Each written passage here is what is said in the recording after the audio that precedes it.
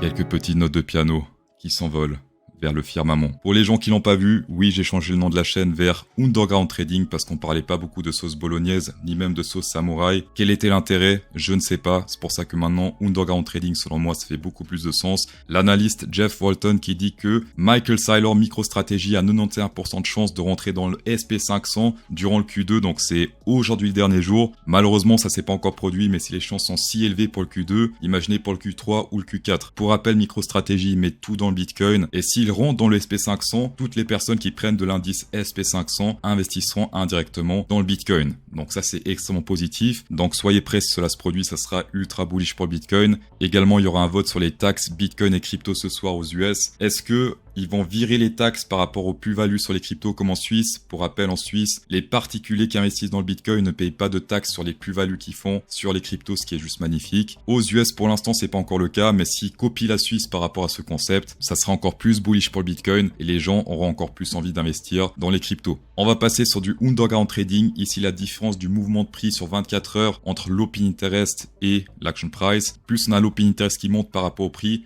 plus ça signifie qu'il y a du levier qui est dans le game et donc qui risque de se faire piéger inopinément. On le voit notamment dans cette zone, ça monte. Soit on a une pause de volatilité, soit carrément un dump par la suite. Ici, beaucoup d'open interest. Puis on a fait une pause du 25 au plus ou moins ici jusqu'au 9, donc 4 jours de pause. Ici, beaucoup d'open interest, on a directement corrigé. Et ici également beaucoup d'open interest avec le pump qu'on a fait cette nuit. Et directement par la suite, on corrige. Donc souvent quand on voit une différence un petit peu anormale sur l'open interest par rapport au prix, faites gaffe pour les personnes qui sont en longue. Prenez les profits. Malheureusement, la descente, j'ai moins de succès avec cet indicateur. Par contre, pour les pumps, donc à chaque fois que ça pump et qu'on a beaucoup d'open interest, là, dans ce cas, prise de profit, voire même potentiellement des recherches pour shorter. Les inflows sur les exchanges, pour l'instant, à leur plus bas. Pour rappel, les inflows, c'est simplement les cryptos qui rentrent sur les exchanges depuis des wallets externes. Souvent, les pics indiquent un fin de pump durant un bull run. Par exemple, ici, on est monté avec un pic, hop.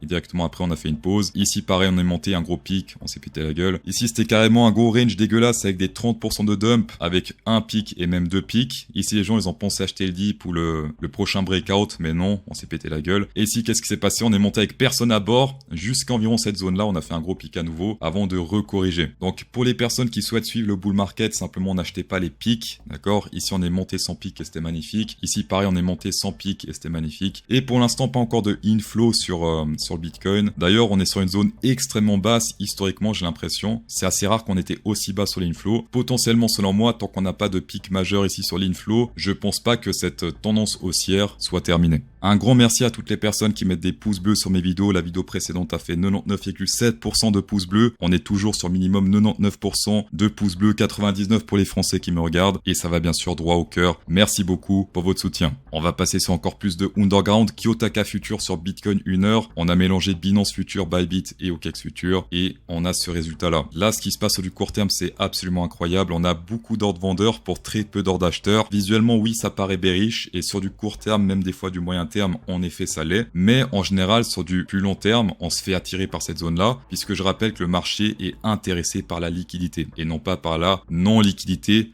l'inactivité des traders. Pour rappel, ma théorie, c'est court terme, ces ordres repoussent le prix, mais sur du plus long terme, ça attire le prix. Exemple, dans cette zone-là, on a pas mal d'ordres, on se fait repousser sur du court terme et hop, attirer sur du plus long terme. Qu'est-ce qui se passe une fois qu'on reteste cette zone? Des nouveaux ordres apparaissent ici exactement. On s'est nouveau fait repousser sur du court terme, puis attirer sur du plus long terme par ces ordres-là. Et qu'est-ce qui se passe ici autour des 107 000 $? Des nouveaux ordres sont apparus assez massivement dans cette zone-là. Et ce qui est extrêmement intéressant sur du court terme, selon moi, on se fait même pas repousser par ces ordres, juste légèrement. En tout cas, comparé à l'historique, on fait pas grand chose pour l'instant. Tout ça, selon moi, c'est plutôt bullish. Plus on reteste une zone, plus il y a de chances qu'on la perce. Et là, on l'a déjà retesté une fois, deux fois, trois fois, quatre fois, même 5 fois. Je pense, avis perso, après ça c'est que de la spéculation, qu'on va pas faire de rejet comme on l'a fait ici, avant de prendre tous ces ordres-là. Avis perso, bien sûr. On va passer sur l'évolution de mes trades sur Bitunix. La semaine passée, j'ai placé un ordre dans cette zone qui n'a malheureusement pas été exécuté. Pour l'instant, le trade Ethereum 10 000 $ de non réalisé et le Bitcoin 6200 pour 39 000 sur le Ethereum de réalisé et 32 000 sur le Bitcoin.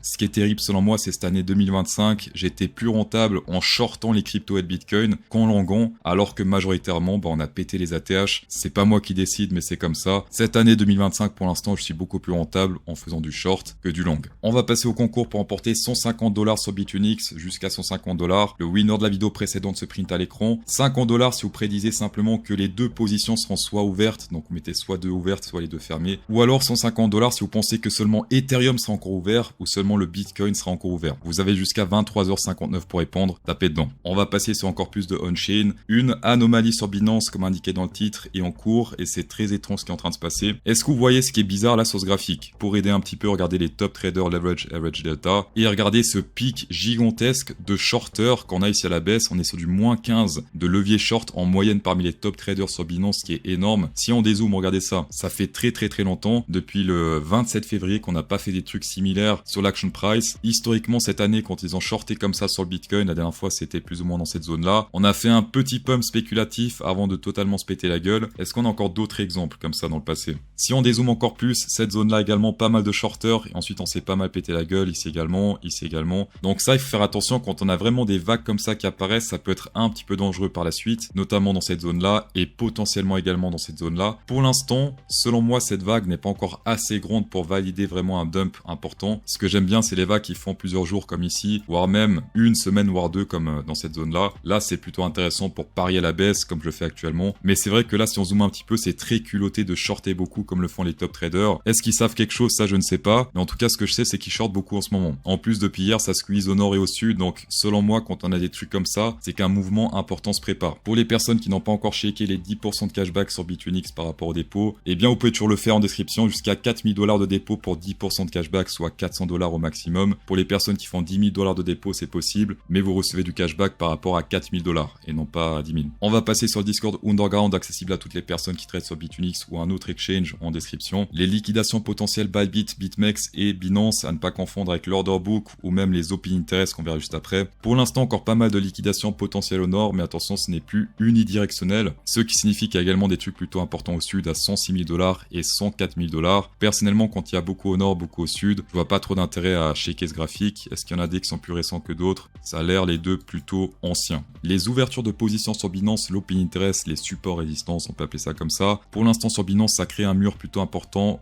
à partir de 108 000 $ jusqu'à environ 105 000 $. Un mur plutôt important qui fait plus un effet bullish que bearish, même s'il galère un petit peu. Il n'y a pas vraiment de support confirmé ni de résistance confirmée. Ce qui serait intéressant, c'est d'attendre un breakout avec un rebond, soit sur un top comme ça, hop, on rebondit de manière bullish, ou soit à la baisse, on rebondit de manière bearish. Perso, j'adore trader tout ce qui est rebond sur ce genre de graphique. Exemple ici, on passe de 172 d'open interest, donc c'est en millions, à 321 millions, 426 millions ici. On se fait rejeter 3 fois la baisse par ce niveau assez important. Et donc là, on peut shorter jusqu'au niveau suivant, autour des 107,800 $. C'est exactement ce trade que j'ai pris premier TP dans cette zone-là, et ensuite tout de ground avec le restant du trade. Dans tous les cas, merci d'avoir checké la vidéo, ça fait extrêmement plaisir. Insérez un pouce bleu dans la vidéo pour incrémenter encore plus le plaisir, et bonne soirée.